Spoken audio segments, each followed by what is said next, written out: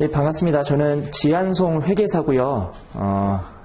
KPMG에서 근무를 하다가 제가 2011년도에 회계사 한국공인회계사 시험 합격했고요. 그 다음에 KPMG에서 5, 6년 정도, 6년 정도죠. 근무하다가 나와서 이것저것 하고 있습니다. 이것저것 뭐 프리랜서로 일하고 있고, 하나 뭐 와이프 명의로 된 뭐 사업체도 하나 있고, 이게 소득을 분산시켜야지 또 절세 있기 때문에 그런 것도 하고 있고, 뭐 다양하게 하고 있습니다. 그래서 예전에 그 KPMG에 있을 때는 딜 쪽에 있었습니다. 파스 혹시 아시나요? 파스? 딜 쪽에. 그래서 기업 사고 파는 게 딜이잖아요. 그래서 딜 쪽에 있었고, 그 다음에 나와서 CFA에서는 제가 강의하는 게 여기 회계랑 레벨 1 회계랑 그 다음에 코퍼레이트 파이낸스 그 두 가지 강의를 하고 있고요. 이 회계는 권원상 선생님하고 제가 강의를 하고 있고, 코퍼레이트 파이낸스는 저랑 홍지훈 강사님인가 이렇게 강의를 하고 있습니다. 그래서 아무튼 반갑고요. 이 회계는요, 제가 여러분들이 회계를 거의 모른다고 생각하고 일단은 가르칠게요. 회계를 잘 아시는 분도 있겠지만 그래도 회계를 모른다고 생각하고 제가 좀 알려드려야 많은 분들이, 또 비전공자도 많고 하니까 많은 분들이 또 들을 수 있을 것 같아요. 만약에 내가 회계를 잘한다 그러면 사실 뭐 모르겠습니다. 그래도 들어야 되지 않을까요? 이게 첫 강의, 오늘은 되게 쉬운 얘기들을 좀 많이 할 거고, 그 다음에 나중에 강론으로 들어가면은 뭐 아무리 회계를 열심히 공부했다고 치더라도 좀 어려울 수 있으니까 일단은 뭐 공부는 겸손하게 해야 되지 않겠습니까? 그래서 일단 8월 데뷔예요, 5월 데뷔? 혹시 8월 데뷔이신 분? 8월, 5월 데뷔이신 분? 얼마 안 남았네요. 5월 화이팅 하시고, 이제 그 CBT로 보잖아요. 그 CBT로 보니까 예전에는 킨텍스에서 봤거든요. 일생 킨텍스에서 한 몇백 명 모여가지고 거기서 우그룹으로 하면서 막 봤는데, 지금은 그냥 뭐 근처에 있는 뭐 CBT 시험장 가가지고 보니까 시험 보기는 좀 더 편해졌고, 합격하기도 조금 수월해진 것 같아요. 자주 보면 되잖아요. 떨어지면 또 보고, 떨어지면 또 보고. 물론 비싸요. 너무 비싸. CFA 등록만, 여기 시험 등록만 하는 것도 엄청나게 비싸잖아요. 그래서 이게 떨어지면은 좀 이렇게 금전적으로 타격이 큽니다. 아무튼 제가 전공은 회계가 아니에요. 회계사인데 제가 회계 감사를 해본 적이 한 번도 없습니다. 회계 감사는 안 해봤고 다 딜 쪽 업무만 해서, 물론 재무제표 분석하는 거는 할 수 있죠. 할 수 있고, 그래서 코퍼레이트 파이낸스가 제 주 전공인데, 그래도 그래도 이거 한 3년째 가르치고 있는 것 같네요, 회계는.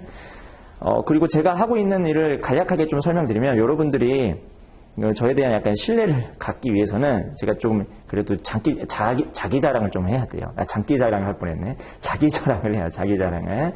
장기 자랑하면 안 되겠죠? 자기 자랑을 좀 하자면, 제가 한국공인회계사 시험에서 파이낸셜 매니지먼트를 가르치고 있어요. 그래서 거기서 가르치고 있고, 파이낸셜 매니지먼트를 국내에서 강의하는 회계사 대상으로 강의하는 분들이 몇 명 없습니다. 근데 몇 명 없으면, 플레이어들이 적으면요, 진입장벽이 되게 높아요. 플레이어 적으면. 그래서 제가 꾸역꾸역 존버해가지고 약간 그 진입장벽을 넘은 사람 중에 한 명이고, 그 다음에 공기업 쪽에서, 금융공기업 쪽에서 제가 또 파이낸셜 매니지먼트, 재무관리 쪽을 가르치고 있고, 그 다음에 AICPA 있죠? 여기가 AICPA 1등 학원이잖아요. AICPA에서 제가 거기 파이낸셜 매니지먼트 쪽도 강의를 하고 있습니다. 그래서 다 제가 강의하는 게 웬만큼은 다 코퍼레이트 쪽인데, 코퍼레이트 파이낸스 쪽인데, 이 회계를 그래도 담당해서 열심히 하고 있습니다. 시험 목적에 맞게 제가 여러분들이 시험에 합격하기 위해서 합격에 딱 맞게 이렇게 진행할 거고, 그 다음에 요거 하고, 그 다음에 여러분들이 나중에 파이널 리뷰를 듣잖아요. 파이널 리뷰는 또 제가 해요. 제가 다 강의를 하니까 그때 또 문제풀이 들으면서 또 이론 정리를 하시면 되겠습니다. 결국은 나중에는 문제 많이 풀어야 돼요. 지금이야 뭐 우리가 이론 설명을 뭐 이것저것 드리지만 결국은 문제 많이 풀어야 됩니다. 자, 그러면 한번 보죠.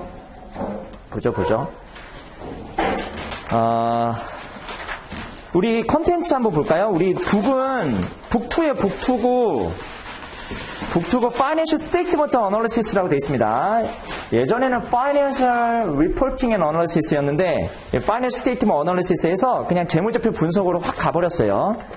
자, 그러면 재무제표를 분석하는 대상들, 재무제표의 재무제표라는 것을 우리가 배울 건데 한번 컨텐츠를 보시면 스터디 세션 5부터 해서 5, 6, 7, 8 이렇게 있고요.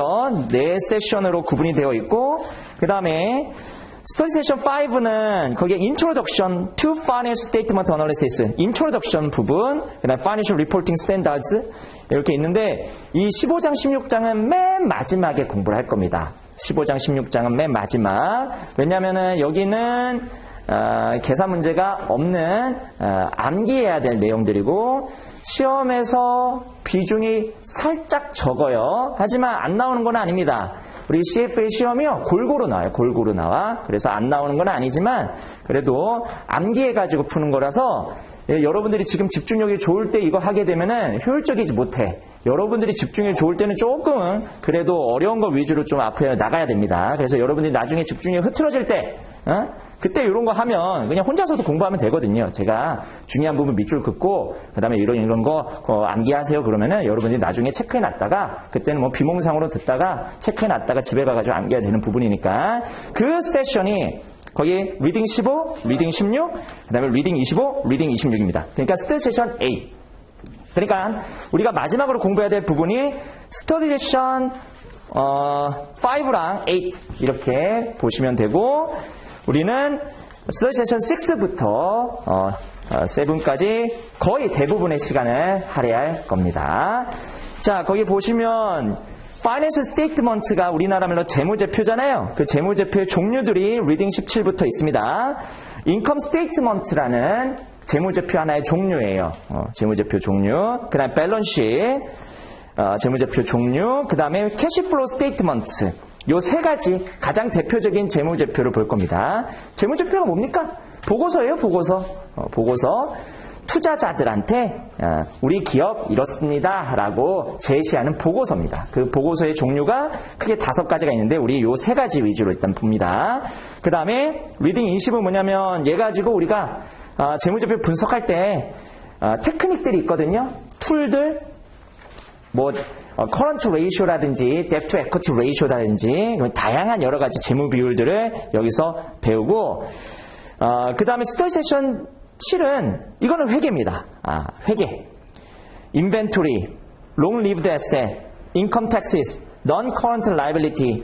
중요한 어떤 계정 과목들. 그러니까 재무제표에 표시되는 항목들입니다. 그 항목들에 대해서 세세하게 공부를 할 거예요. 근데 이 재무제표에서 가장 중요한 항목 요 4가지를 골라서 스터디 세션으로 하나 만든 겁니다. 아시겠죠? 자, 그러면 어떤 식으로 공부할 건지 한번 제가 말씀드리면 오늘은 그냥 우리 회계 전반 그리고 파이낸셜 스테이트먼트에 대해서 이야기를 조금 나눌 거고 책에 대한 내용은 거의 오늘 안 할 수도 있어요. 그 다음에 바로 어디 들어갈 거냐면 다음 시간부터 아니면 오늘 좀 마지막 시간에 인벤토리 리딩 21 들어갑니다. 그래서 인벤토리부터 차근차근 하나씩 공부한 다음에 그 다음에 스터디 세션 6 공부하고 5, 8 해가지고 마무리 짓도록 하겠습니다. 양이 좀 많아요. 레벨 1에서 가장 많은 포션을 차지하고 있기 때문에 그래도 공부해야 될 양이 꽤 됩니다. 자, 그러면 간단하게 조금 얘기를 해볼게요. 어카운팅에 대해서.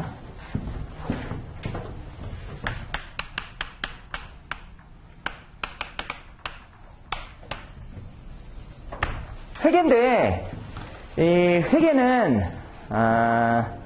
이렇게 보시면 됩니다. 아까 제가 말씀드렸죠. 우리는 Financial Statement라는 보고서를 공부할 거예요. 그 보고서는 투자자들이 기업에다가 돈을 투자했을 때 궁금할 거 아니에요. 기업이 어떻게 영업활동을 하고 있고 어떻게 경영을 하고 있는지 궁금하니까 기업이 보고서를 만들어서 투자자들한테 제공을 하는 겁니다. 여러분 오늘 LG 에너지 솔루션 넣었어요? 내일까지예요, 내일까지. 내일까지니까. 근데 여러분, LG 에너지 솔루션 그 공모 넣을 때, 투자 설명서 봤어요? 본 사람. 그냥 넣죠? 그냥 증거금 넣잖아요. 봐야 돼요. 아니, LG 에너지 솔루션의 매출액이 얼마인지, 그리고 자산은 얼마 있는지, 지금 자본은 얼마 있는지, 얼마 정도 조달한다고 했어요? 12조? 12조 정도 조달한다고 하고 있는데, 자본이 지금 12조가 안 돼요, 사실. 훨씬 더 많은 금액을 지금 조달하고 있는 그런 중입니다. 그러면 LG 에너지 솔루션에 공모를 한 이유는 여러분들이 돈 벌려고 하는 거잖아요. 근데 돈을 벌 때 여러분들의 생각은 그렇습니다. 이건 뭐 딴 얘기일 수도 있는데, LG 에너지 솔루션에다가 공모를 해가지고 딱 돈을 넣었을 때는 LG 에너지 솔루션으로부터 발생되는 미래의 캐시 플로우를 보는 게 아니에요, 여러분들. 따상. 따상 이런 걸 보는 거죠. 그냥 사람들이 막 몰려서 거기서 더블 2개 가고 상 2번 치고 그렇게 가는 거를 우리 원하기 때문에 아예 그냥 그 투자 그 전략 자체가 다른 겁니다. 우리의 투자는 그냥 모멘텀 투자라고 하죠. 좋게 얘기하면 모멘텀 투자고 그 다음에 심리학적으로 얘기하면은 허딩 비헤이버고 군중 심리고, 내가 안 하면은 나만 안 하면 뭐 후회할 것 같으니까 리그레 어버전이고 뭐 그렇습니다. 그래서 투자를 하는 건데, 근데 우리가 이제 회계를 이제 공부하면 적어도 한번 봐야죠. 매출액이 얼마 있는지 봐야죠. 근데 저도 안 봤어요. 저도 안 봤어요. 그냥 넣었어요. 내일 넣을 겁니다. 아직 돈을 덜 모아가지고요. 내일 한꺼번에 이렇게 넣을 건데. 그래도 몇 주 못 받잖아요, 우리는. 그냥 몇 주 가지고 그냥, 한두 주 받으려나, 뭐 5주 받으려나. 몇 주 못 받으니까, 뭐, 큰 의미는 없을 것 같은데요.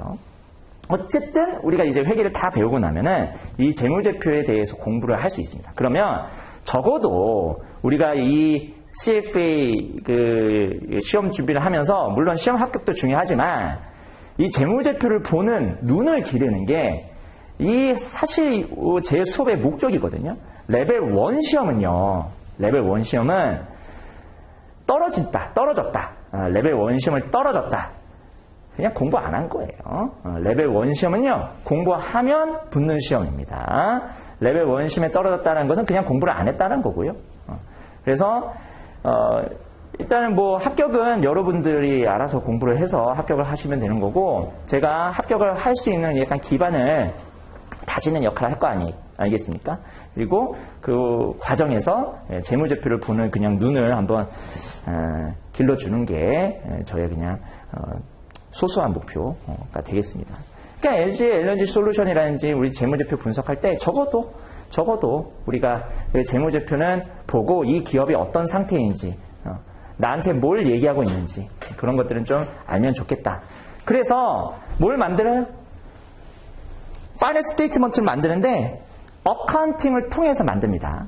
그러면 A기업도 파이낸스 스테이트먼트 만들고 B기업도 만들고 C기업도 만들고 뭐 모든 기업들이 만드는데, 그럼 기업들이 만들 때 지네들만의 기준으로 만약에 만들게 되면 투자자들이요, LG 에너지 솔루션 투자할 때 LG 에너지 솔루션의 매뉴얼 공부해야 되고, 삼성전자 투자할 때 삼성전자 매뉴얼 공부해야 되고, 너무 복잡하잖아요. 그래서 매뉴얼을 공통된 매뉴얼 하나 개발한 거예요. 그게 어카운팅 프린시플이죠. 어카운팅 프린시플이고, 우리가 배울 어카운팅 프린시플은 IFRS라는 국제회계 기준을 배울 거고요. 그 다음에 US GAAP, 미국 회계 기준을 배울 겁니다. 이 두 가지를 배우는데 한 80% 이상은, 80%에서 90%는 공통이에요. 80%, 90%는 중복이고 나머지 10% 정도만 좀 차이가 나는데 그 부분들만 정리하시면 되겠습니다. 아시겠죠? 그래서 우리는 일단 뭘 배운다? 파이낸셜 스테이트먼트를 만드는 매뉴얼을 배운다. 그 매뉴얼을 뭐라고 부르냐면 어카운팅 프린시플이라고 부릅니다. 어카운팅 프린시플이라고 부르고, 그 매뉴얼을 배우는 게 우리 아까 그 스터디 세션 7에서 배우고요. 7하고 그 다음에 6에서 일부 쪽 이렇게 배워가지고 어카운팅 프린시플을 배우고, 그 다음에 실질적으로 재무제표를 분석하는 툴, to 2를 거기 리딩 20에서 배우는 겁니다. 그래서 리딩 20까지 다 마스터하면 사실은 재무제표를 볼 때 이 회사가 어떤 상태에 있구나, 어떤 상태에 있구나, 재고를 많이 쌓아놨는지, 아니면은 재고를 빨리 팔고 있는지, 아니면 어떤 매출 구조를 가지고 있는지, 수수료 베이스인지, 아니면은 매입 베이스인지 이런 것들을 우리가 다 알 수가 있을 겁니다. 아시겠죠? 자, 그러면 어카운팅에서 우리가 배우는 게 Financial Statement라고 있습니다.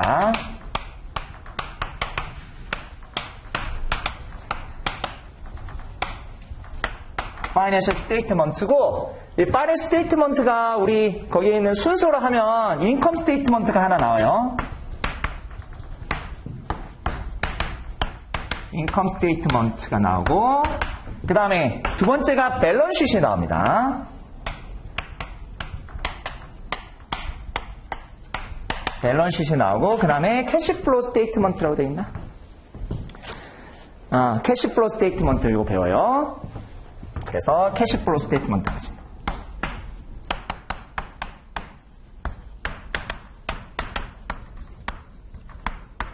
요 세 가지를 메인으로 배웁니다. 세 가지를 메인으로 배우고요. 그 다음에 에쿼티의 변동, 그 표도 있고, 그 다음에 풋노트 주석도 있는데, 그거는 세부적으로 나중에 배우기로 하고, 요 세 가지를 한번 구분해 볼게요. 그러면 보고서를 여러분들이 봤을 때, 그 보고서가, 크게 이 세 가지를 여러분들이 준대요. 그러면, 인컴 스테이트먼트는 뭐냐? 인컴 스테이트먼트는 이런 거죠. 1년 동안, 회계 연도, 그게 1년이 될 수도 있고요. 3개월이 될 수도 있고, 6개월이 될 수도 있고요. 어쨌든 그 기업이 정한 회계 연도 중에 얼마만큼 벌었습니까? 그러니까 연봉이 얼마입니까? 개인을 볼 때는 연봉 얘기인 거죠. 그러니까 기업이 1년 동안 얼마를 벌었습니까? 라는 거를 얘기해 주는 거고, 그 다음 밸런스시트는 지금 얼마 있습니까? 네 지금 가지고 있는 재산은 얼마입니까? 그걸 얘기하는 게 밸런스시트입니다. 캐시플로우 스테이트먼트가 좀 특이한데, 요거를 캐시플로우 스테이트먼트, 사실 요 두 개만 있으면 될 것 같은데, 이 캐시플로우 스테이트먼트는 왜 있냐? 회계에서는요, 되게 특이한 방식으로 장부를 작성합니다. 우리가 가게에서, 그러니까 집에서, 개인적으로 용돈 기입장을 작성하거나, 장부를 쓸 때, 가계부를 쓸 때는, 캐시 베이스가 많아요. 그러니까 내가 돈을 벌면, 현금이 내 계좌에 꽂히면 수익, 레베뉴. 그 다음에 현금이 내 계좌에서 나가면 익스펜스, 비용 이렇게 얘기를 하는데 회계에서는 어크룰 베이시스, 나중에 배우겠지만 발생주의라고 해서 현금이 들어와도 수익을 인식하지 않을 수 있고 현금이 안 들어와도 수익을 인식할 수 있습니다. 비용도 마찬가지로 현금이 안 나가도 비용을 인식할 수 있고 현금이 나갔는데도 불구하고 비용을 인식 안 할 수도 있습니다. 그게 어크룰 베이시스예요. 그럼 인컴 스테이트먼트는 현금 베이스가 아니에요. 현금 베이스가 아니라 레베뉴랑 익스펜스를 기록할 때 수익과 비용을 인식할 때 어카운팅 프린시플 관점에서 회계 기준에서 정한 매뉴얼대로 수익과 비용을 인식해야 됩니다. 현금하고 상관없이 기준에서 원하는 대로 수익과 비용을 인식하라는 거예요. 그거를 배웁니다. 그게 여러분들이 기존에 가지고 있던 어떤 고정관념? 그거를 조금 깨야 되는 부분이죠. 그래서 우리는 캐시플로우 관점에서 우리가 얘기를 하다 보니까 추가적으로 좀 얘기를 해줘야 됩니다. 캐시플로우 관점에서도. 그래서 현금이 얼마만큼 나갔고 얼마만큼 들어왔는지를 우리가 이 캐시플로우 스테이트먼트에서 알 수 있는데 사실 이 캐시플로우 스테이트먼트는 현금의 유출입을 얘기하는 것보다 더 큰 의미가 있습니다. 여기서는 뭘 얘기해 주냐면 캐시플로우 스테이트먼트는 사실 이걸 얘기해 줘요. 기업의 액티비티, 활동은 여러 가지가 있습니다. 근데 크게 세 가지로 나눌 수 있거든요. 하나는 operate, 영업, 그 다음에 investing, 투자, 그 다음에 뭐가 있을까? financing, 조달. 이 세 가지 활동이 있습니다. 그러니까 이 세 가지 활동을 어디서 할 수 있냐? 어떤 활동으로 돈을 벌었지? 어떤 활동으로 돈을 지출했지? 그거를 캐시플로우 스테이트먼트에서 할 수 있어요. 그래서 활동별로 우리가 구분하기 위해서, 구분해가지고 분석하기 위해서는 꼭 캐시플로우 스테이트먼트를 봐야 됩니다. 아시겠죠? 어렵진 않죠? 그래서 인컴 스테이트먼트는 어떻게 생겼는지를 한번 볼 건데, 인컴 스테이트먼트는 리딩 17에 있겠죠? 그래서 리딩 17, 23페이지 한번 보세요. 23페이지 쭉 넘기시면 25페이지에 있네요. 피규어 17.1에서 멀티스텝 인컴 스테이트먼트라고 되어 있는데 나중에 배우겠지만 거기에 revenue, cost of goods sold, selling general and administrative expense, depreciation expense, 그다음에 operating profit, interest expense, income before tax, 그 다음에 provision for income taxes, income from continuing operations, 그 다음에 earnings from discontinued operations, net of tax, 그 다음에 net income 해가지고 수익, 그 다음에 순이익까지 그 가운데에 있는 항목까지 나열한 게 여기 있는 인컴 스테이트먼트고 실제 재무제표는 이것보다 좀 더 복잡하겠죠. 자, 인컴 스테이트먼트 그렇고 그러니까 크게는 뭐예요? revenue, expense, 그 다음에 net income이에요. 크게는 revenue, expense, net income. 자, 그럼 밸런스시트 볼까요? 밸런스시트는 리딩 18인데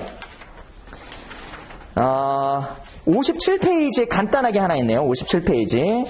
이것보다 좀 더 복잡한 게 좋긴 한데 일단은 뭐 제가 나중에 칠판에 때 정리해 드릴 거니까 57페이지 보시면 거기에 문제 3번에 보시면 거기에 밸런스시트 해가지고 current asset, non-current asset, total asset, current liability, non-current liability, total liability. 자, 앞에 asset은 뭐예요? asset은? 자산이죠. 자산. 내가 가지고 있는 자산들입니다. liability는 빚이에요. 빚, 부채. 그래서 저기 equity는 자산에서 부채를 뺀 순자산이에요. 순재산. 그래서 equity를 net asset이라고도 부릅니다. 그래서 liability랑 equity를 합치면 asset이 되겠죠. 근데 asset과 liability가 current랑 non-current로 구분이 되어 있습니다. 이 current랑 non-current는 이런 거예요. current는 나중에 배울 겁니다. 다. 일단은 뭐 프리뷰라고 보시면 돼요. current라는 것은 자산이긴 자산인데 이 자산의 회전이 1년 이내면 current예요. 그러니까 만약에 건물이다. 건물이 1년 이내로 회전하는 기업은 부동산 투자회사? 부동산 투자회사도 건물을 1년 이내로 회전하지는 않겠죠. 그래서 뭐 건물, 토지 이런 것들은 non-current로 분류를 합니다. 근데 인벤토리, 재고는 보통 1년 안에 생겼다 없어지잖아요. 그러니까 생겼다 없어질 때 그거를 한 주기라고 봤을 때 그게 1년 이내다. 생겼다 없어질 때까지 1년 이내로 걸린다. 그러면 커런트 에셋으로 분류하고 아니다. 그러면 non 커런트로 분류하는 거예요. 빚도 마찬가지예요. 1년 이내로 갚을 빚이다. 그러면 커런트고 1년 초과로 갚을 빚이다. 그러면 non 커런트입니다. 커런트랑 non 커런트를 구분하는 기준이 하나 더 있는데 그건 나중에 배울 거예요. 지금은 1년 기준으로 보시면 됩니다. 대부분 1년 기준으로 하니까.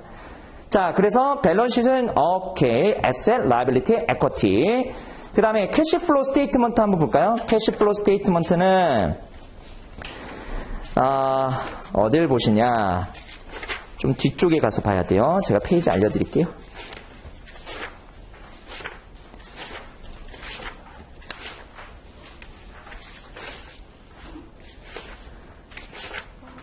캐시플로우 스테이트먼트는 제가 적어드려야겠네요. 일단은 여기서 있긴 있는데 약간 좀 그러니까 제가 캐시플로우 스테이트먼트는 이렇게 적어 놓을게요. 그러면은 요거 적으면서 요거 칠판 때 적으면서 좀 말씀을 드릴 건데 밸런스시트하고 인컴 스테이트먼트하고 캐시플로우 스테이트먼트는 유기적으로 연결이 되어 있습니다. 먼저 밸런스시트부터 제가 여기다가 쓸게요. 밸런스시트 앞으로 줄여서 BS라고 얘기를 할 겁니다. 자, 밸런스시트 쓸 때는 아까 우리가 교재에서 본 것처럼 Asset, Liability, Equity 이렇게 위에서 아래로 쭉 씁니다. 그런데 81페이지. 81페이지 뭐가 있어요? 그거는 오퍼레이팅 캐시플로우까지만 있어가지고 제가 안 했을 거예요. 그 파이낸싱하고 인베스팅 없죠? 있어요? 거기에 보시면 81페이지에 실제로 숫자는 없지만 우리가 캐시플로우의 클래시피케이션을 오퍼레이팅과 인베스팅과 파이낸스로 이렇게 나눌 수 있는데 제가 칠판에다가 또 다시 정리해 드릴게요. 자, 그럼 밸런스시트를 제가 어떻게 쓸 거냐면요. 교재에서는 SL, Liability, Equity 이렇게 썼는데 분석할 때는 이렇게 씁니다. 분석할 때는 여기가 에셋이에요. 이쪽이 에셋이고요. 그 다음에 이쪽이 liability고요. 이쪽이 equity예요. 왜 이렇게 쓰냐면 에셋은 liability 플러스 equity라서 그래요. 그럼 내가 100억을 가지고 있는데 그 100억에 대한 빚이 40억이야. 그럼 나는 순재산 60억이잖아요. 근데 그거를 표현할 때 왼쪽과 오른쪽의 합을 왼쪽의 합, 그 다음에 오른쪽 합 다 더하게 되면은 일치시키게끔 계속 만들면 그러면은 검증이 좀 수월합니다. 그리고 회계 처리도 이거 가지고 많이 할 거예요. 이거 가지고. 자, 그러면은 에셋의 가장 대표적인 항목들 한번 적어보도록 하겠습니다. 뭐가 있을까요, 여러분? 캐시, 그렇죠? 캐시가 있고 그 다음에 뭐가 있냐면 인벤토리 있죠? 인벤토리. 그래서 인벤토리 적기 전에 이거부터 적어볼게요.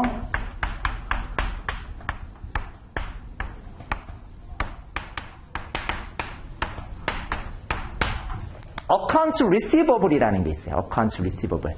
이 Accounts Receivable을 간략하게 좀 설명드리면 우리가 인컴 스테이트먼트하고 밸런스시트에 대해서 얘기를 할 때 무슨 얘기를 했었냐면 현금주의가 아니라 accrual basis, 발생주의를 얘기했습니다. 그러니까 매뉴얼에서 원하는 대로 어카운팅 프린시플에서 기재된 대로 그때 수익을 인식하는 건데 예를 들어서 어카운트 리시버블에 100억이 있어요. 그러면은 여러분들은 딱 봤을 때 어카운트 리시버블이 받을 돈이거든. 받을 돈? 어카운트 리시버블 받을 돈인데 내가 외상으로 팔았는데 아직 못 받은 돈이 있으면 그거 나중에 받을 돈이잖아요. 그러면 어카운트 리시버블에 예를 들어서 100억이 있다. 그러면 저기요 100억 받을 게 있네. 물건을 외상으로 팔았는데 아직 못 받은 돈이 있구나라고 하는 겁니다. 아시겠죠? 어카운트 리시버블은 그런 용도예요. 그 다음에 인벤토리.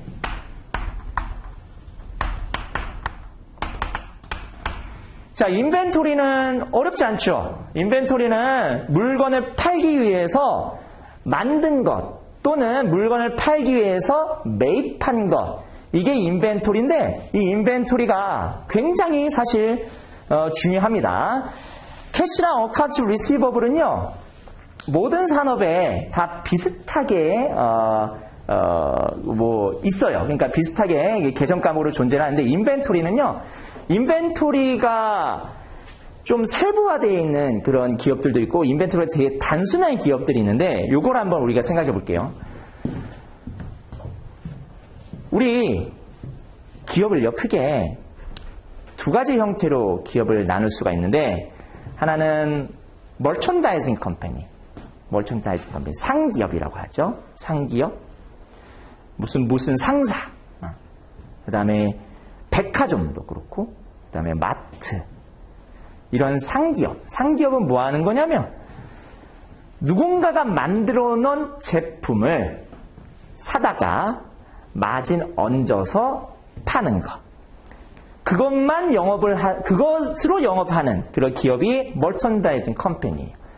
그러면은 누군가가 만들어 놓은 것 가지고 마진 얹어서 판다면 만드는 기업도 있겠죠. 그게 manufacturing 컴퍼니잖아요.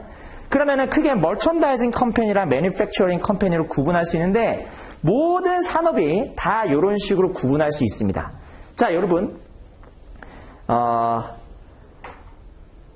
학원을 예를 들어보면 학원은 manufacturer예요? 아니면 merchandiser예요?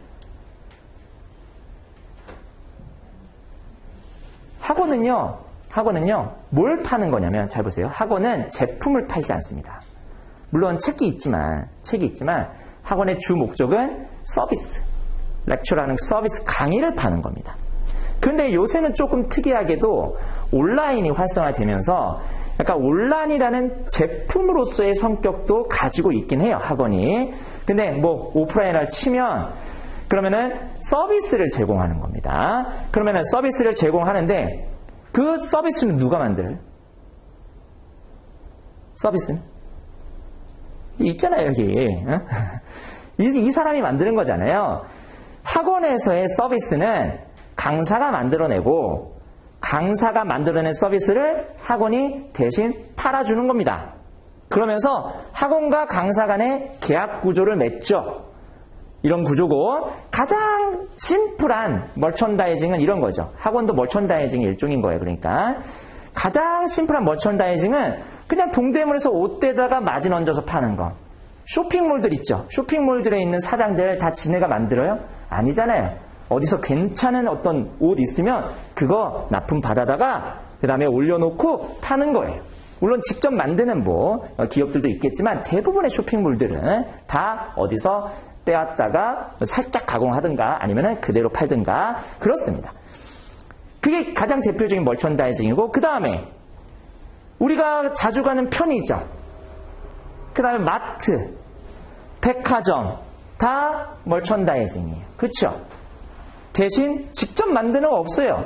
뭐 요새는 뭐 지금 직접 뭐 노브랜드라 가지고 만들고 뭐 그러기도 하겠지만 어쨌든 그것도 다 계약 구조가 있는 거고.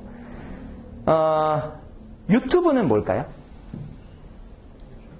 머천다이징이죠. 유튜브. 그럼 유튜브에서 매니팩처러는 누구예요? 유튜브는 뭘 제공합니까? 유튜브는 거기에 있는 컨텐츠를 대신 제공하죠. 컨텐츠는 유튜버들이 만들고요. 그렇죠? 그러니까 모든 그 기업이, 모든 산업이 사실은 무에서 유를 창조하는 그런 매니팩처러가 있고 그것을 대신 팔아주는 머천다이징이 있습니다. 머천다이징 컴퍼니가 있는데 요새는 매니팩처러의 힘이 센 것 같아요. 머천다이저의 힘이 센 것 같아요. 요새 보면 유통기업의 힘이 되게 세요. 유통기업이 너무 파워가 세지고 있어요. 그러니까 크기를 엄청나게 크게 만들어가지고요.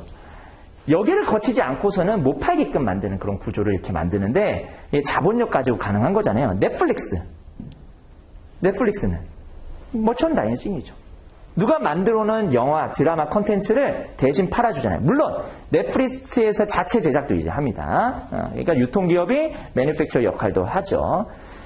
어쨌든 우리가 봤을 때 제조기업이 있고 그 다음에 상기업이 있는데 재무제표를 보고 인벤토리라는 항목을 봤을 때요. 제조기업 입장에서 인벤토리를 봤을 때 파이낸셜 스테이트먼트 저기 있는 그 밸런스시트에 그냥 인벤토리 얼마나 이렇게 적혀 있어요. 상세하게 인벤토리가 뭔지 적혀져 있지 않아요. 삼성전자 인벤토리 뭐 핸드폰 가전 있겠지만 그냥 인벤토리 재고 자산이라고 가지고 적혀져 있습니다. 그러면 상기업도 인벤토리 얼마, 그 다음에 머천다이징, 매니팩처러 컴퍼니도 인벤토리 얼마 이렇게 적혀 있으면 우리가 이 기업이 뭐 하는 기업인지 모르면 그냥 인벤토리의 얼마를 단순하게 숫자로만 우리가 파악할 수 있는데 실제로는 어느 기업의 인벤토리가, 어느 산업의 인벤토리가 더 복잡할까요? 머천다이징이 복잡해요? 아니면 매니팩처러가 복잡해요? 매니팩처러가 더 복잡합니다. 그러니까 복잡하다는 기준이 종류가 엄청 많다. 그러면 당연히 머천다이징이겠죠. 그렇죠? 머천다이징은 내가 품고 있는 그 재고 종류가 많으니까. 근데 단순해요. 매입해가지고 마진 얹어서 파는 거니까 그냥 매입액 자체가 인벤토리에 있습니다. 그런데 매니팩처러는요. 예를 들어서 뭐 철강을 만든다고 할까요? 철강업체, 포스코라든지 현대제철 철강업체. 그러면 철강을 만드는 회사들을 보면은 일단은 뭘 사와야 되냐면 뭐 발레나 어디 있는 뭐 중국에 있는 철강 회사로부터 철광석을 사와서 그 철광석을 녹여서 그 철광석을 재련해서 그 다음에 뭐 아변, 뭐 냉연, 공정 막 거쳐가지고 철판, 철강 이런 것들을 만들어내거든요. 그러면은 재고에는 뭐가 있어야 돼요? 뭐가 있어야 될까? 일단은 철광석 있어야 돼요. 철광석도 재고예요. 그 다음에 다 만들어 놓은 철강. 요것도 완제품이죠? 이 완제품도 재고예요. 근데 뭐도 재고일까? 중간에 만들고 있던 거. 우리가 12월 말 기준으로 저걸 작성하는 거잖아요. 그러면 12월 말 기준에 저 회사가 만들고 있던 거는 뭘까? 이게 work in process라고 부르는데 제공품이죠. 우리나라 말로는. 만들고 있는 제품까지 다 포함해가지고 인벤토리화 시킵니다. 그래서 매니팩처러 같은 경우에는 인벤토리를 분석하기가 굉장히 어렵습니다. 원가 구조를 다 파악해야 되는데 그게 사실은 내부 그 자료거든요. 그래서 일부 뭐 공시할 수 있는 것들은 그래도 제조기업이 공시를 하겠지만 이런 내부 자료, 원가 구조에 대한 내부 자료는 실제로 받기가 참 힘들죠. 감사를 하지는 않는 이상 단순하게 투자자로서 원가 자료를 요구하는 게 쉽지는 않습니다. 뭐 원가 자료 요구하려면은 방법이 있어요, 여러분들. 대주주가 되면 그래도 요구할 수가 있습니다, 여러분. 그러니까 결국 뭐예요? 그냥 다 돈이에요, 돈. 돈만 많으면은 다 이게 자료들 가지고 있을 수 있는데 어쨌든. 그럼 인벤토리 저걸 봤을 때 이게 제조기업인지 그 다음에 유통기업인지 따라서 저 인벤토리를 바라보는 눈이 달라집니다.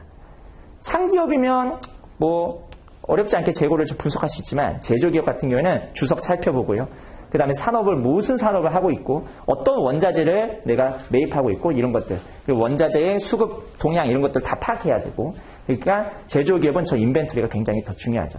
그래서 뭐가 나오냐면 매니저리 어카운팅이라든지 코스트 어카운팅에 별도로 또 존재합니다. 원가 회계죠. 원가 관리 회계. 근데 원가 관리 회계는 어떤 매뉴얼이 있는 건 아니고 그냥 사람들이 이렇게 원가를 파악하면 좋지 않을까라는 합의로 만든 어떤 어카운팅이라서 조금 결이 다르긴 합니다. 우리가 배우는 거는 합의한 기준이에요. 규정이고 기준. 근데 코스트 어카운팅이나 이런 것들은 규정 기준이 아니라 그냥 합의된 이론입니다. 이론. 그래서 나중에는 뭐 그런 것까지 배우겠지만 안타깝게도 CFA 시험에서는 코스트 어카운팅, 매니저 어카운팅의 과목이 없습니다. 거기까지 뭐 요구하지는 않는 것 같아요. 어차피 뭐 알아봤자 내부 정보를 받아야지만 우리가 또 분석할 수 있는 부분이라서 그것까지는 안 하는 것 같은데 어쨌든 저 인벤토리를 봤을 때 우리가 지금 파악해야 되는 거는 단순한 머천다이징 컴퍼니냐 아니면 매니팩처링 컴퍼니냐 그거에 따라서 좀 다를 수 있겠다라는 거. 자, 그러면 우리가 여기다 제가 활동을 한번 적어보고 제가 지울 건데 기업이 이제 최초로 만들어질 때 뭐 등기도 하고 할 거 아니에요. 그때 그 자금 측면에서 볼 때 뭐부터 하냐면 일단 파이낸싱부터 하겠죠. 파이낸싱. 그렇죠? 돈을 조달해야 됩니다. 파이낸싱. 자본이 많이 들어가는 어떤 기업 같은 경우에는 굉장히 좀 위험하죠. 그냥 자본이 많이 안 들어가는 그런 그 사업 같은 경우에는 뭐 보통 뭐 서비스업? 서비스업 정도. 근데 자본이 많이 들어간다. 투자를 많이 해야 되는 기업이다. 그러면은 파이낸싱이 꼭 필요하겠죠. 파이낸싱을 할 때 두 가지 방식이 있죠. 하나는 은행 가서 빌리는 방식. 채권을 발행하는 거죠. 사채를 발행하든지 사채 시장에서 돈을 조달하는 방식이 있고 두 번째는 유증, 주식 발행해가지고 돈을 조달하는 방식이 있죠. 어쨌든 돈을 조달해서 뭐랍니까?